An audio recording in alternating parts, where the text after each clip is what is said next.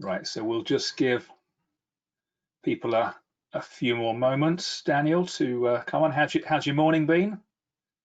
Yeah, not too bad, not too bad. Busy getting my caffeine fix from a range of different coffees, Good on as you. per usual. I think if Yeah. you want to get SEO right, you have to be an early riser. Yeah, but you get up at a ridiculous time. I'd say that. I used to go to bed at a ridiculous time. I sort of matured as my experience in SEO has, so has my habit of going to bed and getting up early in the morning. Good. Well, we'll give them another 15. We've got quite a few in already. Give the others just a few more minutes, a few more seconds. Okay, it's a minute past, so I think we'll get going. So thanks for tuning in, guys. Today we're going to cover, well, actually, what we're going to do first, I have promised everyone an update on the supposed algorithm update of last week. Was there one? Wasn't there one? Well, today we're going to give you a definitive answer. And we're then going to get into tactics for monitoring performance in a feature-rich landscape. We're going to look at features. How important are they? Do they really matter? Do you need to care about them? The answer is, it depends. Okay, what's their impact on the landscape? How you identify and maximize opportunity? And we're going to find out that's done with a three-tiered or layered approach. First, you need to look at the top. You then need to go in through the middle at category level, finally down to page and topic level. And then we're going to look at how you monitor and measure all of this. But before all of that, I'd like to welcome Daniel to the podcast, to the webinar. And Daniel, somebody I've known for over 10 years. He is an SEO expert, and I would say anybody that can get to the top of page one for the search query SEO consultant must know what they're doing. We've worked together in the past. Daniel, do you want to just introduce yourself? Hi, thanks, John. So I've been doing SEO now for around 20 years. I set up and built up an agency by purely organic. So my sort of model for getting into the industry and building a business was to rank #1 across the UK for SEO agency. Doing that sort of allowed me to grow a business, build and develop. And then because of my sort of fascination with the industry and wanting to have a bit of a personal brand, I set up a consultancy site, danielfoley.co.uk. Got it ranking at #1 for SEO consultant, or maybe #2 in some parts of the UK.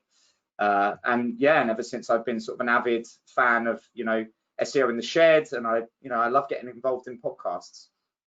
Well, great to have you on board, Daniel. And I did check, you definitely are in #2 position this morning. You need to get up to #1 for next week. I need to be back at #1, otherwise it's not good enough. You do. Okay, so let's just move on. I just lost my screen for a second.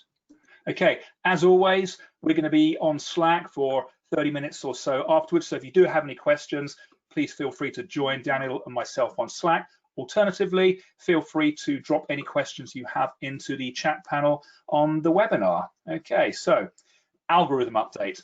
Was there one?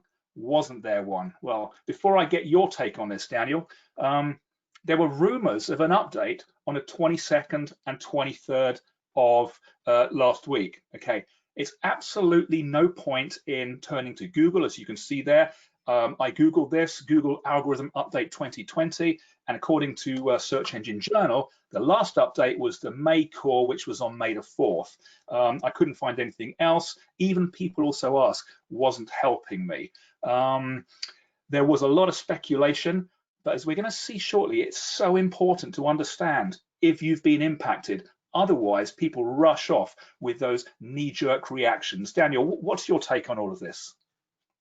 So I always think it's the classic case of people sort of relying on SEMrush Sensor, AccuRank, and a number of different tools, or they rely on social media updates to find has Google published an update. But I think typically there are actually a lot of unannounced or unofficial updates that are sort of rolled out, and sometimes they're temporary, or sometimes they're a partial rollback of something previously. But I think typically, when there is something like this, there's always knee-jerk reaction across communities, especially for, you know, businesses that rank prominently, that see any slight decline. So, you know, very interesting times. Yeah, but definitely, as you said, this is no time to knee jerk, and we see it.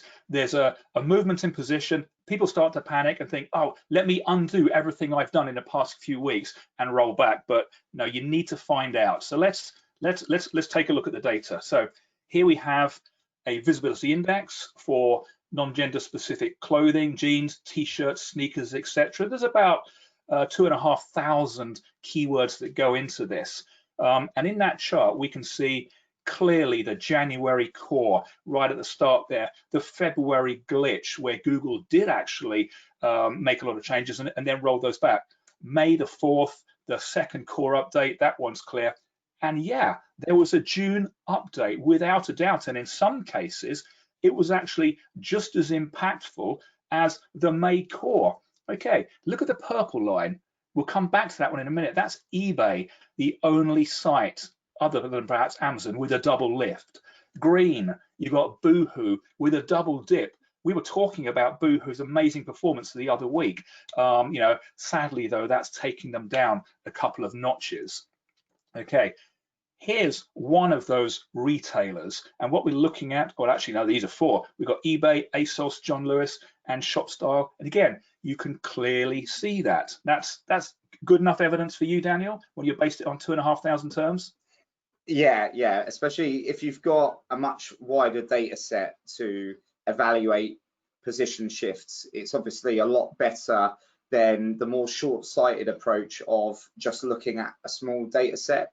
I think what typically tends to happen is people make assumption on small keyword groups, primarily focused on, you know, higher volume searches. So I think working the opposite way around, the fact that most sites, especially large retailers, e-commerce sites, rely predominantly on long tail, having a much wider data set to ascertain visibility changes is absolutely key here. And that's why I love these visibility indexes. This is about pure organic visibility. And you can clearly see with that purple line there, that happens to be John Lewis. You know, they went up and then they dropped. Let's look in a little bit more detail at the impact last week's algo update had on their performance. So we're looking at multiple search term groups here. First thing you'll notice, as well as the rise in May the 4th and then the drop last week, a huge amount of volatility. And one thing that we have learned from this is that those sites that are more inclined to suffer from internal conflict, that equates to more volatility, more likely to be impacted. And as a result of this, all of the gains that they got from May the 4th, they've lost 50% of them. Can you imagine if you were the webmaster, Daniel? I think I would be mortified, but I'd also you know, be tempted to sit it out. But I think, unfortunately, the larger you are as a brand, the more susceptible you are to inner pressure from other key stakeholders in a business to find out what has gone wrong and sort it as quickly as you can, rather than taking a sit and wait approach. Yeah, you're absolutely right, because believe you me, this is going to be reflected in visibility. It's going to be reflected, you know, in revenues, and there's always going to be a call from the top. Fix this. Yeah. And this is the evidence you need to say, actually, this is not us. This is Google. This is the algorithm. I think this is also, I think this is also especially important at this particular time because of COVID-19 and the surge in online e-commerce. Now is absolutely key for businesses looking to move as much stock to sell as many products. So to have something happen like this at a time when retailers are relishing in the extra traffic is obviously going to push that urgency to recover rankings even further. Yeah, and the thing is, you're right, the timing is right now. We know there is almost certainly going to be another core update around 24th of October. You heard it here first. Well, I talk about it every other week. Now is the time to get things right, to use the data to understand what you need to do to improve performance. Who did well? Look at eBay. January core, okay, a big hike. May core, but then the June update from last week, they actually had more of a benefit from that than Core 2. Okay, eBay. Daniel, what are they doing right? Or how is it happening? Go on.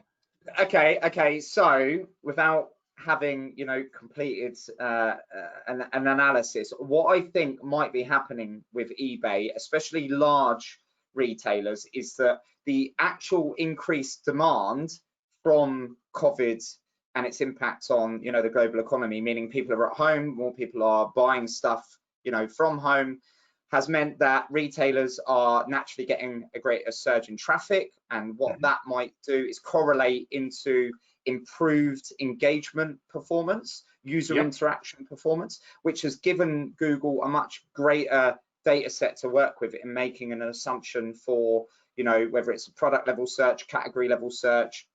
And that, because eBay is built on long tail, has meant, a surge in index coverage and average positions, which has probably prompted the growth in these visibility scores. And potentially that's why we're seeing a similar uplift with Amazon as well. Probably something we need to analyze in more detail and perhaps come back with a bigger case study on that. Yeah, definitely. Super interesting all the same. Okay, so the learnings from the data that we've looked at, and we've looked at hundreds of thousands of URLs over this time period. Definitely there was an update. It's not a reversal. Many people thought it was, and that's because the majority of sites that saw an uplift then saw a drop last week, and those that saw a drop saw an uplift. But eBay, Amazon, they prove it's not. Okay, in some cases it was a bigger impact than Core. Similar patterns to Core updates, i.e. the changes happened over a period of 3 days or less. We're seeing increased SERP volatility for those that were impacted. So again, if you're suffering from internal conflict, that's something you need to put right. And interestingly, I analyzed my sensitive indexes in the YMYL space, the ones that I normally showcase that show huge increases and falls. They were largely untouched. And I'm talking credit finance and I'm talking medical, which is pretty interesting. Perhaps Google did everything it could in that last Core update on May the 4th. Have you seen any volatility yourself? Yeah, so because I'm such an avid fan of Search Console, I've been finding from sort of a wider band analysis, definitely more fluctuation in terms of overall non-brand average positions, definitely correlating with the data that I'm also seeing in Pi. So it's sort of trying to understand how many niches are potentially impacted by this, but most certainly from the data that I'm looking at, it definitely does look like an unofficial update. Yeah, absolutely. Okay, so how much importance do we need to place on SERP features? That's what we're really here to talk about. So a question for you, Daniel, because I hear it all the time. How important is it for you to track feature performance for your clients? Absolutely essential, very essential. But I think there's a couple of different things here. So there's a lot of businesses in all different industries and niches that I work with, and it's amazing that even in these businesses that have heads of marketing, senior digital specialists that don't actually pay much attention to SERP features whatsoever. They are constantly just focused on raw organic position and nothing more. And what they're not taking into consideration is the fact that these SERP features, not only because of the format that they're presented in, not only do they attract more of the 0 clicks, they also massively water down click-through rates for anything below them. So fundamentally, people focus just on the organic position, aren't taking into consideration that you can lose as much as 50%, 100% of CTR just by having a SERP snippet above you. Yeah, super interesting. And if we had time, we could go through some of that data, but again, we'll have to save that for another day, but super interesting insight. So let's think about, when you decorate your house. After you've decorated, or you've maybe painted or rearranged a room, 2 or 3 weeks later, you look back and you think, yeah, you know, it looks all right, but sometimes you actually have to look at what things used to be like, and that's why you take a picture. So let's relate that to the SERP. And here we have only 3 years ago. I'm searching for a new iPhone. There it is, blue links, you know, compared to today, you know, a phenomenally different landscape. So the question I'm asking you, Daniel, is are people still asking you, are we on page one? And should they not be asking, how much of page one do we own? Is anybody asking you that? No. So again, this boils back to either a lack of understanding or a lack of education. Even though the SERP landscape has changed dramatically, I've been absolutely dumbfounded that this just hasn't been a priority for any of the businesses that I work with, even though if you look there between an old SERP and a current SERP, they're literally non-distinguishable from one another. I think what's really interesting is my clients made more fuss about Google hiding the fact that paid ads were paid ads by removing the background color to them and, you know, putting in the favicon. Yeah, they were more bothered by that because they were worried about losing clicks to paid than they were the SERP snippets. And the SERP snippets are dramatically more impactful than anything else. So yeah, you're right. Definitely an education piece is required here. So let's take a look. You know, how much of a difference does it make? Well, that can actually depend on your industry. Here we've got two very different SERP landscapes here. We've got food on the left, we've got finance on the right. Okay, very different. But in each of these, different features are present or prevalent. Okay, so with food, you know, if you haven't got recipes in a video, if you're not in images, then you might as well go home. Finance, okay, you've got to take into account people who also ask and start to build out those answer cards as well. Let's take a look at a couple of more examples. Okay, what about this one? It can depend on how you search. Okay, so we've got a keyword search on the left there. Man bags, we've all got one of those. You know, ads, we've got ads, that big ad block at the top, and then we've just got some pretty dull organic links. But as soon as you switch to voice, as soon as you ask a question, okay, what are the best man bags? I'd say the intent is probably the same. I'd say the intent is the same, but we've used different search criteria. Suddenly we see a very different landscape. Okay, so I mean, in terms of intent, you know, how much do your clients know about intent? Do they talk about it? Is it something that they've never heard of?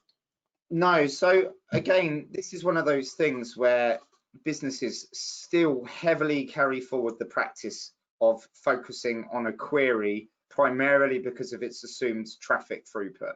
Yeah. What they're not taking into consideration is that long tail is, you know, a much safer bet and a much more strategic bet for businesses to take. And long tail fundamentally is what will dictate intent. So asking how, why, when, should changes the intent of the search to informational versus buy, shop, cheap, you know, Yeah. which is a purchase intent. So these things are what shape the SERP landscape, but it's amazing how so many businesses still do not focus on that. They focus on how many possible clicks could I get, not how, you know, how much traffic could I actually monetize or how much traffic could I attract. Yeah. So, but here we can see, you know, the intent, you know, in this case, you got the same intent, but a different way of querying produces still a different landscape. And talking of intent, you know, okay, yeah, here's intent. Okay, we've got research intent and we've got local intent. Research, again, it's about those answer cards, good housekeeping. Once again, they've done a brilliant job. Over the past 12 to 18 months, they have stormed the search landscape. We've got local maps. And again, on intent, and we were talking about this case study, and thanks to Sylvia, who pointed this one out to me, Canva, a company that's done it right. Not only do they have amazing feature present in the SERP landscape, but when they understand they've got one topic and different intents, in this case, designing a certificate, in this case, downloading a template, they create subtly different content that appears in those two very different SERP landscapes and is backed up by features as well. I think that's a phenomenal job, and that's probably reflected in their valuation. So measuring. Now, again, we started talking about this morning, and we could probably talk about it all day, always conscious of time. Measuring, okay, the impact needs to be done at 3 levels. You need to do it at industry level, you need to do it at category level or subcategory level, and then you need to do it at topic and keyword. So we got high, middle, and low. Let's begin with understanding at the highest level. And here we've got a share of voice chart, and this is UK fashion, non-gender specific, without features included. And I'm just going to run a quick poll. Daniel, you know the answer, so let's don't say anything just yet. But okay, there it is. How different is the SERP share of voice chart when we include features? So the one we're looking at there are no features. 20% different, 60% different, 80% different. And it's super important that we understand this. So let's see if those results are coming in. So, okay, interesting. So there we have it. There are the results. So the majority of people, 43%, say it's 80% different.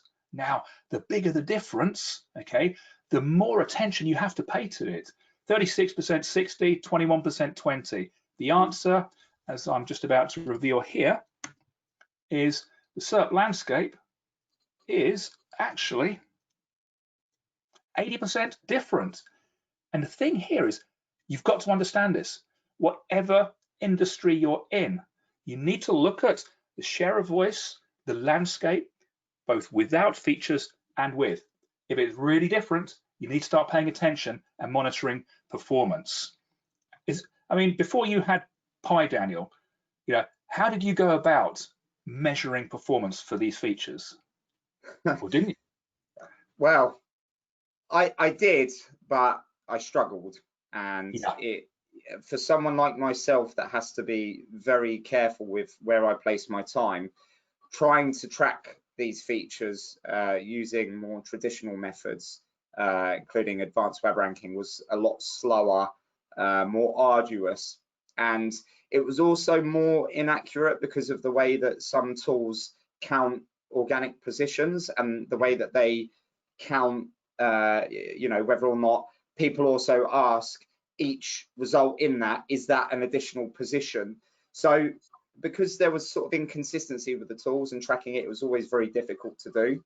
But obviously, you know, with the Pi analysis, it is a lot quicker.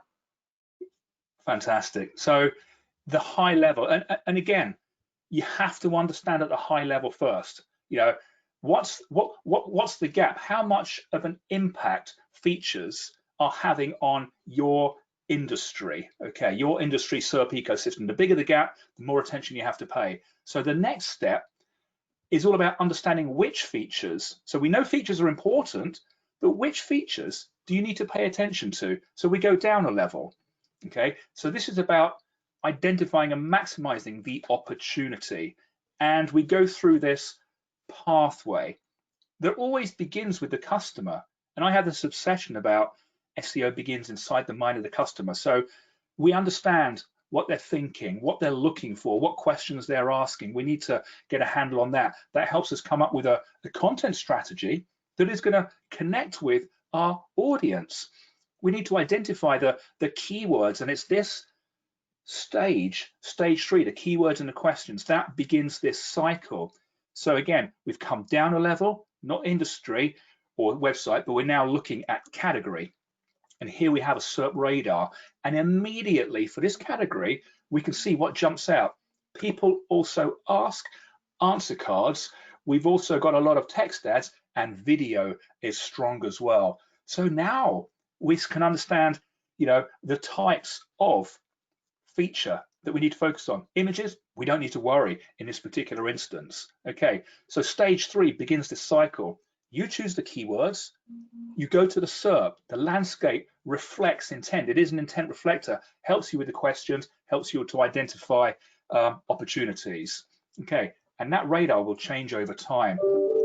Next, we come down to a slightly lower level. Okay, and actually, you know what that SERP landscape is for, Daniel? You haven't looked at these as much as me, so I'll give you the answer.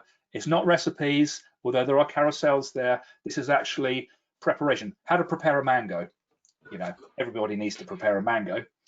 It's answer cards. People also ask, it's video carousels. Okay, this is an incredibly feature-rich landscape. So once you've understood the category, you then drill down and you look in detail at page and topic level. What's your take on the whole zero-click argument? What do you think about that? So this is a difficult one, and I'm very much on the fence because it's trying to ascertain the logic in zero-click.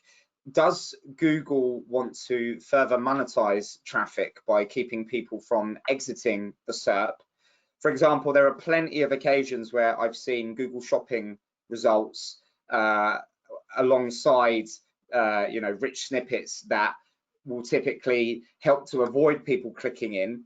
So I think there's a dual motive there. I think what Google's trying to do is ascertain, number one, how effective rich snippets are at giving people an answer without people having to go into a website, wait for the page to load, and then find the information in the page. I think what Google's trying to do is semi-helpful to a degree. I also think that the rich snippets obviously tie in with more people using voice search. Yep. So I think the whole zero-click argument is very much dependent on niche and the intent. Clearly, in searches where the intent is to buy something, where we see SERP features, that I would say that, you know, when you get a lot of things like Google Shopping listings, and you get above the fold sort of rich snippet features, that is probably engineered more to keep users in the SERP so that they're more likely to transact.